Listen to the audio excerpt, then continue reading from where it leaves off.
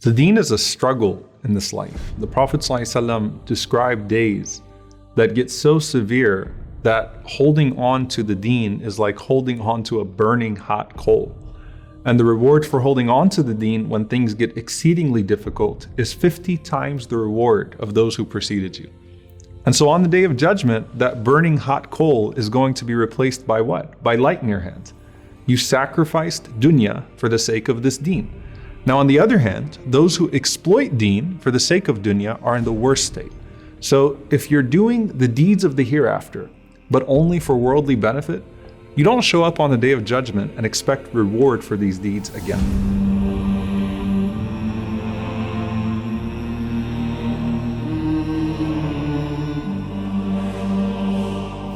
The Prophet ﷺ said that on that day, the people would be summoned along with the idols that they used to worship, one after the other. So everyone is standing in front of what they used to worship.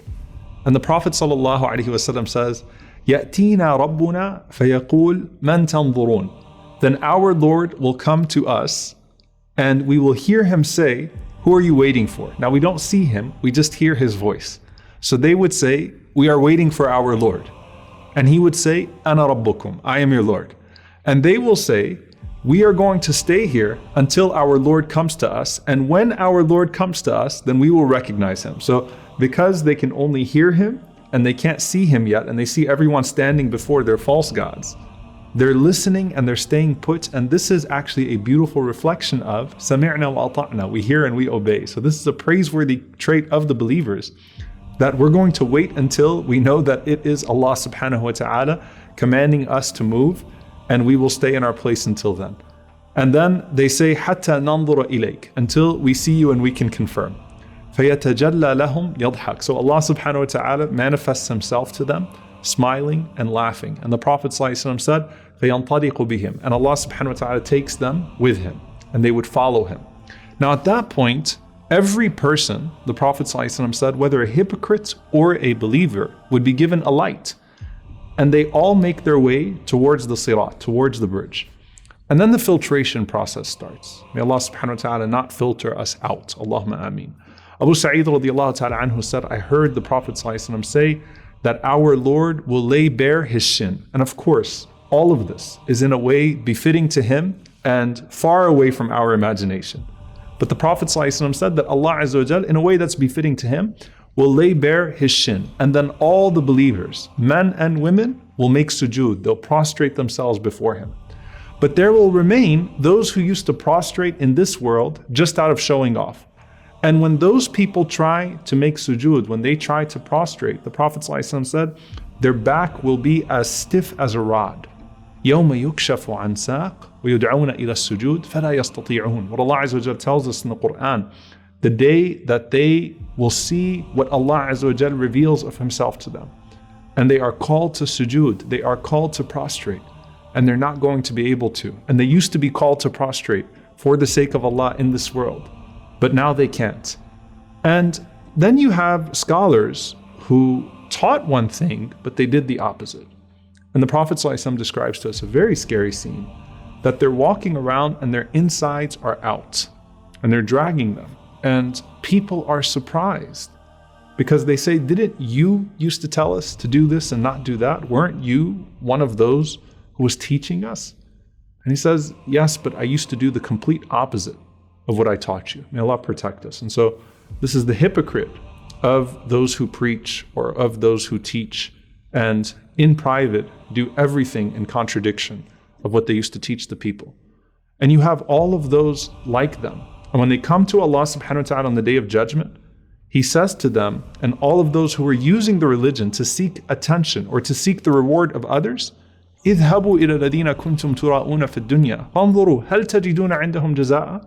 Go to those that you used to show off to in this world and see if they have any jaza, see if they have any reward to offer you today. So it's not just you were standing in front of the idol or the false god. Those people that you were acting for and seeking reward for, Allah knows your heart and Allah knows why you were doing what you were doing. Allah says, go to them, go to that person, see if they can help you today, see if they have anything to give you today. Now there's a very important turning point to understand when it comes to the scene of the Day of Judgment. The Prophet ﷺ taught us that at this point, the heavens and the earth, the place of assembly, all of it is rolled up, it's gone. At this point, it's only hellfire and the sirat, the bridge over it, and then Jannah, and then paradise. And there's this entire scene happening before the attempted crossing over the sirat, which in many ways is the final major course of this day. And then you have this parable in Surah Al-Baqarah, where Allah Azza wa Jal talks about the hypocrites. مثلهم كمثل الذي استوقد نارا فلما أضاءت ما حوله ذهب الله بنورهم وتركهم في ظلمات لا يبصرون. Allah subhanahu wa ta'ala says that the example of them are like those who kindled a fire. And then once it lit up everything around them, Allah Azza wa Jal took away the light and left them in the darkness where they could no longer see. And Imam Ibn al-Qayyim rahimahullah says something very powerful. He says, notice that Allah says the burning stays, but the light is gone. So it's like the light of the fire is gone, but now they have to suffer the consequences of the fire that they themselves kindled. For the believers, now they have their light after the sincere struggle. When they were holding on to that burning hot coal in dunya, now this is going to be replaced for them. And in Surah Al-Hadid, Allah subhanahu wa ta'ala sets the scene.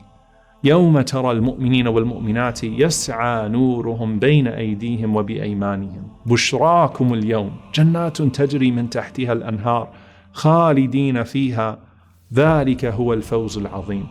On the day when you would see the believing men and the believing women, their lights proceeding far in front of them and in their right hands. And it is said to them, بشراكم اليوم, good news for you today. There are jannat, gardens beneath which rivers flow, and you will live therein forever, and this is the great success. Now, Abdullah ibn Mas'ud radiallahu ta'ala anhu, he describes this, he says that the light in front of you is biqadri a'malika, in accordance with the level of your deeds. Just like your shade in the initial standing was in accordance with your deeds. So now that the lights are off, it's dark, it's not the sun anymore, it's dark, and people are seeking a light, their charity extends the light in front of them the way that their charity extended the shade above them in the beginning of this day. And he said, radiallahu ta'ala anhu, that some people have light as large as a mountain. Some people have it like a tree. And for some, it's just the size of themselves, meaning it's like a shadow, the space that a shadow would occupy, but in light right in front of them.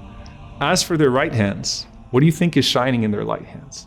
It's their book of deeds that they're still holding on to from when Allah Azza wa Jal gave them their book in their right hand. May Allah make us amongst them. Allahumma ameen. So you've got your book in your right hand and it's shining to an extent, and then you have some light in front of you.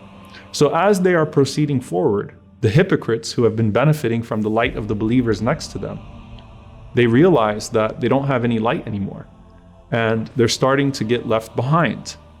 And then at that point, as the believers are going forward and the hypocrites are being left behind, يوم يقول المنافقون والمنافقات للذين آمنوا انظرونا نقتبس من نوركم قيل ارجعوا وراءكم فالتمسوا نورا فضرب بينهم بسور له باب باطنه فيه الرحمة وظاهره من قبله العذاب.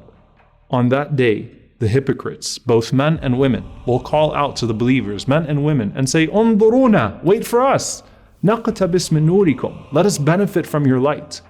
قيل ارجعوا وراءكم فالتمسوا نورا. The believers who are going ahead are saying, go back and see if you can find a light. And then at that point, a barrier is erected between them. Allah says that inside of it is mercy, and outside of it is punishment. And now the hypocrites are panicking. ينادونهم ألم نكن معكم. They call out to them and say, weren't we with you? ألم نكن معكم. Now realize this language is very intentional. The hypocrites in Medina that were pretending to be believers to take advantage of the situation, they used to say to the believers when they would see them that inna ma'akum, we are with you. And then they'd go and they'd say the same to the enemies of the Prophet ﷺ. So now this time it's not working. So these are the worst types of hypocrites.